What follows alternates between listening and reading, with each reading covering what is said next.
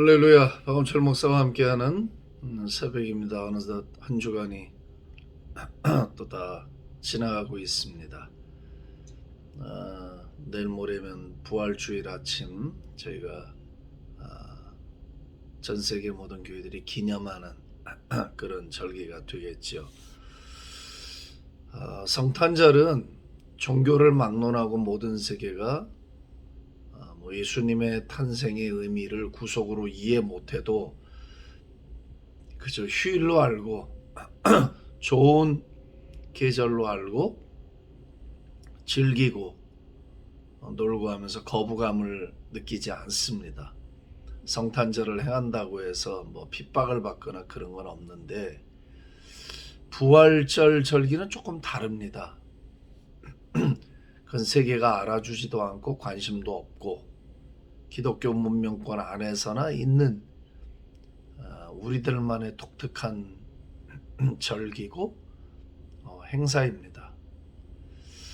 그런 의미에서는 우리가 뭔가를 새롭게 생각을 해야 된다. 그래서 오늘 이제 제가 요한복음 15장에 다시 돌아와서 어제에 이어서 복음과 고난의 관계인데 왜 신자들에게 있어서 기독교는 왜 고난을 반드시 필수 과정처럼 여기고 있나? 우리가 아무리 착하게 살아도 왜 환난을 피할 수 없나? 라는 이제 근원적인 물음에 답을 해야 되죠. 17절입니다. 내가 너희에게 명하는 것은 이것이다. 너희는 서로 사랑하여라. 세상이 너희를 미워할 것이다. 세상이 너희를 미워하거든 세상이 너희보다 먼저 나를 미워하였다는 것을 알아라. 자, 신자들이 이 고난을 받는 이유, 기독교가 핍박을 받는 이유 한번 보십시오. 공산주의 진영이 70년간 전 세계를 강타할 때 가장 먼저 타겟이 됐던 종교는 기독교였어요. 아주 잔인하게 교회를 허물고 기독교인들을 핍박했어요. 참 이상하죠. 왜 이렇게 교회부터 못 잡아먹어서 난리를 부리고 신자들을 그렇게 잔인한 방법으로 핍박을 하고 죽이는가? 멀리 갈 것도 없어요. 100년 전만 해도 물론 중세 1000년 동안에 핍박받고 죽은 신자들의 수만 8천만 명에 이른다니까 80 밀리언 어마어마한 숫자가 죽은 거죠. 그것도 로만 캐톨릭에 의해서 죽은 숫자만 그래요. 구원은 개인적인 것이지만 로만 캐톨릭은 기독교 아니에요. 근데 여러분들에게 명확히 말씀드릴 수 있어요. 우린 그들하고 한 뿌리도 아닙니다. 예수님만이 유일한 중보자가 아닌 종교는 아무리 기독교의 탈을 쓰고 있어도 그건 기독교 아닙니다. 터키 정부가 쿠르드족을 집단 학살한 게 100만 명 가까이 되고 아르메니아 사람들을 죽인 것도 엄청난 숫자에 도달을 하죠. 세상이 우리를 미워하거든 너희를 먼저 미워하는 게 아니라 나 예수님을 미워하였다는 것을 알아라. 자, 이 말씀을 보고 이제 몇 절을 봐야 되냐면은 21절에 그들은 너희가 내 이름을 믿는다고 해서 이 모든 일을 너희에게 할 것이다. 그것은 그들이 나를 보내신 분을 알지 못하기 때문이다. 자, 세상이 우리를 핍박하고 고난을 주고 하는 이유는 내 이름을 믿기 때문에 예수님을 믿기 때문에 너에게 그런 행동을 하는 것이다. 그랬어요. 그러면 이 고난의 근원이 어디입니까? 우리가 예수님을 믿는 이유 때문이에요. 그 이름을 믿기 때문에. 만약에 예수님을 믿지 않고 그 이름을 거부하면 고난은 없어요. 핍박이 없어요. 왜? 자기들과 한 편이니까. 19절 보시면 너희가 세상에 속하여 있다면 세상이 너희를 자기 것으로 여겨 사랑할 것이다. 그러나 너희는 세상에 속하지 않았고 오히려 내가 너희를 세상에서 가려서 뽑아냈으므로 세상이 너희를 미워하는 것이다. 이게 무슨 말이냐면 전에는 한 편이었다 이 말이에요. 전에는 다 한 식구고 한 편이고 한 뿌리고 거짓의 아비에게서 났고 다 그렇게 살다가 이 세상에서 예수님이 우리를 선택을 해서 가려서 뽑아냈다 이 말이에요. 하나님의 나라로, 빛의 나라로, 하나님의 자녀로 뽑아냈어요. 그러니까 적과의 동침이 시작이 된 거죠. 그러니까 세상이 미워하는 거예요. 자, 이걸 뭐 멀리 갈 필요도 없어요. 자, 부부간에 한편은 예수님을 정말 구주로 믿고 그 이름에 목숨을 걸고 삶의 가치를 여기고 정말 최고의 기쁨을 누리면서 살아가고자 하는 남편이나 아내가 있어. 반대로 둘 중에 한 사람이 영 믿질 않아. 몰라. 그럼 어떤 일이 벌어지냐면 미움이 시작되고 핍박이 시작이 돼요. 노골적이든 노골적이지 않든 찬성 안 해주지. 따라가질 않아요. 그냥 마지못해 하는 거지. 이 가까운 가정 안에서도 이런 일이 비일비재하거든요. 심할 땐 뭐 매도 맞고 뭐 엄청난 핍박에 시달리기도 하죠. 그런데 만약에 예수님의 이름을 우리가 내려놔. 안 믿어. 교회도 형식적으로 왔다 갔다 해. 예수님 안 믿고도 할 수 있거든요. 예수님을 못 만나고도 할 수 있단 말이에요. 형식적으로 왔다 갔다 하는 일은. 그런 종교인들이 무지하게 많거든요. 교회 안에. 그래서 그걸 가려내야 돼요. 그래서 복음을 전해줘야 돼. 예수의 이름을 믿게 하고 예수님의 생명을 붙들게 해줘야 되지. 출석률이 많다고 좋아하면 안 된단 말이에요. 희낙낙해 갖고. 아니요. 교회 일꾼들을 통해서 점검하게 하고 정말 예수님은 인격적으로 만났는가, 자신의 생명을 생애를 주님 앞에 이렇게 내려놓고 그분을 따라가려고 하는가라고 하는 이런 것들을 점검해 줘야 되거든요. 그래서 그런 경험이 없고 예수님 만나보지 못했고 거듭남의 체험이 없고 은혜의 체험이 없으면 어떻게든지 그 은혜 체험을 할 수 있도록 돕고 기도하고 분위기를 만들고 해서라도 예수의 이름을 믿고 따라가게 된다 이거예요. 에? 다른 것으로 교회를 오면 안 돼. 예수의 이름을 믿기 때문에, 그 이름이 소중하기 때문에, 그 이름이 구원이기 때문에, 그 이름이 능력이고 그 이름이 우리의 절대적 희망이기 때문에 교회를 나오게 해야 된다. 믿게 해야 된다는 거예요. 그래야 우리가 예수님 믿고 따라갈 때 성실하고 책임감 있게 따라가. 생명을 내놓아도 좋아. 왜? 내가 그 이름을 믿는 걸 결정을 했기 때문에. 할렐루야. 여러분, 요한복음 15장 말씀이 얼마나 명확합니까? 이렇게 명확할 수가 있습니까? 아주 시원하게 답을 주잖아요. 우리는 같은 무리들 가운데 살다가 예수님이 뽑아낸 거야. 그러니까 전에는 한편으로 있다가 이제 적이 됐네? 당연히 미움을 받죠. 더 이상 그 그룹에 속해 있질 않아. 그 나라에 속해 있질 않아. 사실 뭐 미국이란 나라가 좋은 나라긴 하지만 예전에 흑인들 뭐 얼마나 인종차별하고 잔악했습니까? 예. 북한은 이런 내용만 골라서 미국은 뭐 아주 형편없는 나라다, 악한 놈들이다, 뭐 이렇게 또 홍보를 많이 해요. 북한에 가보면. 그때도 물론 경우는 다르지만 흑인들의 고난, 백인들은 이 땅을 자기들 땅이다 이거야. 그러니까 낮고 천하게 보고 노예로 부려도 괜찮고 그 목숨을 하찮게 여기는 거야. 숱하게 많은 핍박을 받았죠. 정말 인권이라는 게 어디 있습니까? 흑인들에게 그 당시에. 지금도 그런 일이 막 벌어지고 있는데. 근데 그 의식 속에는 뭐가 있는가 이게. 이 땅은 우리 땅이라는 거야. 니는 여기 속하지 않았다는 거지. 예? 그러니까 핍박을 하는 거예요. 기억합시다. 예수님도 이 세상에 속하신 분이었으면 십자가 안 지시는 거예요. 세상에 속하지 않았으니까. 예수님을 따라가는 우리도 이 세상에 속하지 않았기 때문에 세상이 우리를 사랑할 수가 없어요. 여러분, 교회를 다니면서도 세상에서 사랑을 받고 우리도 세상을 사랑하고 있다면 우린 하나님의 자녀 아니에요. 예수 믿는 사람들이 아니에요. 내가 딱 분명하게 답을 드립니다. 그들은 신자 아닙니다. 절대 거듭난 자들이 아니에요. 예? 요한일서에 보면 세상이나 세상에 있는 것들을 사랑하지 말라. 세상이나 세상에 있는 것들을 사랑하지 말라. 그런 자들은 그 속에 하나님의 사랑이 없느니라 그랬어요. 그러니까 단적으로 말하면 하나님의 자녀가 아니라는 이야기죠.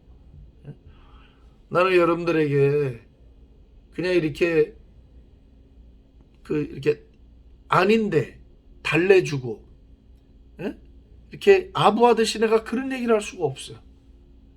왜? 그거는 명백한 직무유기야. 사기야. 난 하나님 앞에 가면 한 주먹으로 얻어 터져요 진짜. 왜? 내 역할을 안 했으니까. 정직하게. 복음에 대한 정확성, 믿음에 대한 정확성을 가르쳐줘야 되잖아. 설렁설렁 덮고 넘어가면서 좋은 게 좋은 거다. 아니요, 좋은 게 좋은 게 아니에요. 천국과 지옥은 좋은 게 좋은 거일 수가 없어. 천국은 명확하게 천국이어야 되고 지옥은 정확하게 지옥이어야 돼. 심판이 있고 영생이 있잖아.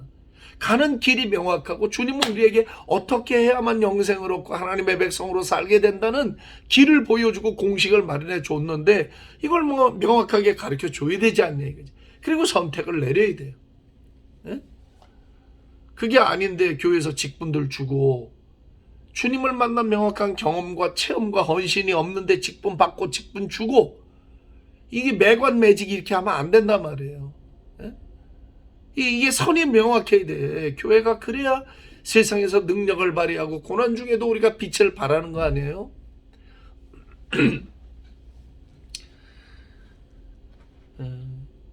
우리가 예수님의 이름을 믿기 때문에 핍박을 받고 있다 그랬어요.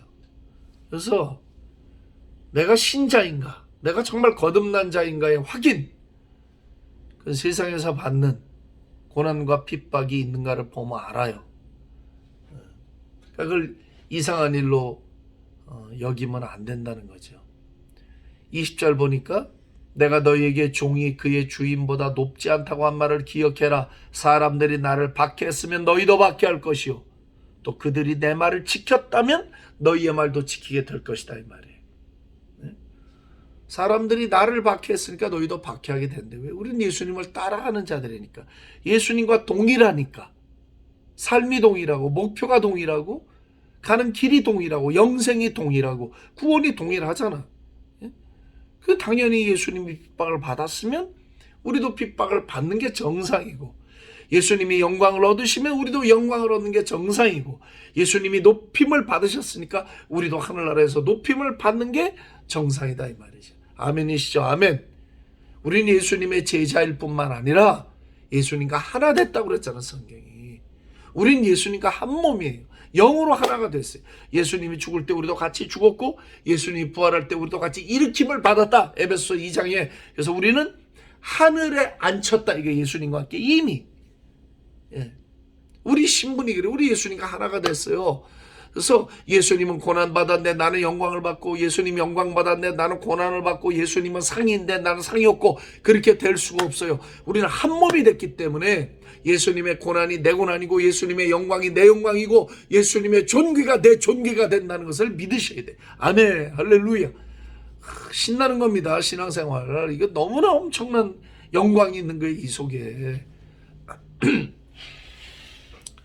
저라고 해서 선교사의 삶을 살아가는 게 그렇게 희희낙낙하고 그러겠어요. 그건 아니죠. 불편하죠. 그러나 그 속에 영광이 있거든. 영광. 왜? 난 어차피 한국도 미국도 내가 속한 땅이 아니에요. 내가 속한 데는 내 아버지의 나라잖아. 그 나라가 내가 속한 데잖아. 그러니까 우리가 일생을 나그네와 행인으로 산다는 말이 맞아요. 왜? 여기가 우리 땅이 아니니까. 우리 나라가 아니니까.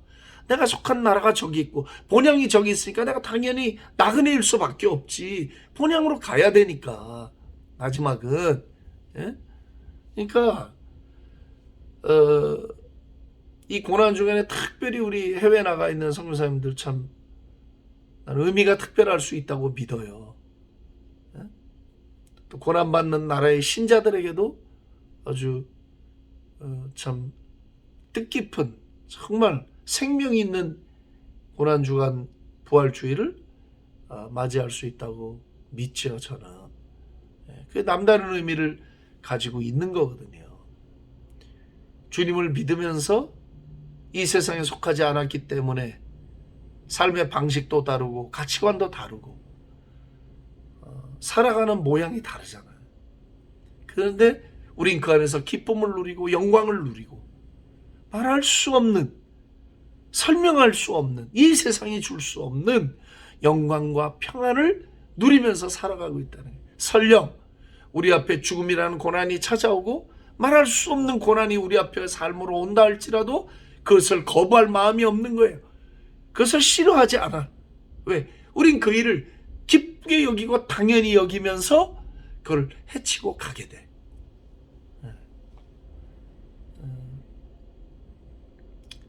이 복음의 진수, 복음의 본질 우리가 안다면 어떤 상황에서도 좌절하거나 낙심하지 않습니다. 원망하지 않습니다. 글쎄요, 제가 어떻게 딱히 들 비유는 부족하지만 고난 중에도 기뻐할 수 있다는 로마서 5장 말씀에 그 고난 중에도 기뻐할 수 있다. 그걸 그 내면에, 우리의 내면에 설명이 돼요. 설명이 되지만 우리의 내면 속에 불 속에 들어가 있고 많은 홍수 속에 들어가 앉아 있는데도 우리의 내면에 그 고요함들이 있어요. 휩쓸리지 않는 것들이 있어요. 순간순간 이렇게 어려움을 느끼는 건 있지만 근원적으로 밑에 뿌리처럼 탁 나를 붙들고 있는 그 하늘의 부름과 영광이 안에 탁 있는 거거든요. 그걸 누구도 빼앗을 수가 없어요. 마귀도 빼앗을 수가 없고 환난이 뺏을 수가 없고 죽음도 뺏을 수가 없고 가난도 뺏을 수가 없어요. 위험도 뺏을 수가 없어요. 그것은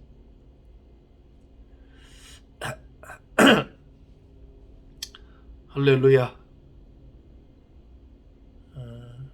부활주일 여러분들이 교회에 나가서 예배를 드리시고 또 부활주일 새벽에 교회를 찾게 되시거든 교회 가세요. 시간이 되고 환경이 되는데 가야지. 1년에 한 번이라도 가야지. 가서 저기 마음을 모으고 주님 앞에 내 삶을 어떻게 헌신하면 좋을까? 어떻게 살아서 이 영광스러운 삶을 잘 마무리할 수 있을까를 주 앞에 조용히 기도하면서 주님, 제가 눈물로 주님을 섬기겠습니다. 제가 잘할게요. 주님, 외면하지 않고 제가 이 길을 잘 걸어갈게요. 어떻게 주님을 더 잘 섬길 수 있는지 주님 제게 말씀해 주세요. 제가 따를게요. 순종할게요. 제 안에 있는 생명을 귀히 여기고 주신 이 선물을 귀히 여기고 제가 잘 따라갈게요. 그렇게 제자로서의 기도를 올려드리는 부활의 아침을 맞이하시기를 바랍니다. 부활의 내 주님 예수님, 나와 함께 죽으셨고 나와 함께 부활하신 나의 주 나의 예수님, 감사합니다. 찬송합니다. 오늘도 우리가 예수님의 이름을 믿기 때문에 세상에서 환난과 핍박을 당하고 이 땅에 속하지 않고 하나님 나라에 속했기에 우리의 삶에 다른 것을 인해 찬송하고 영광과 존귀를 올려드립니다. 부활주일 주 앞에 나가 예배하고 기도하는 무리들 위해 주의 넘치는 은총이 있게 해 주옵소서. 감사하고 예수님의 이름으로 기도합니다. 아멘. 할렐루야.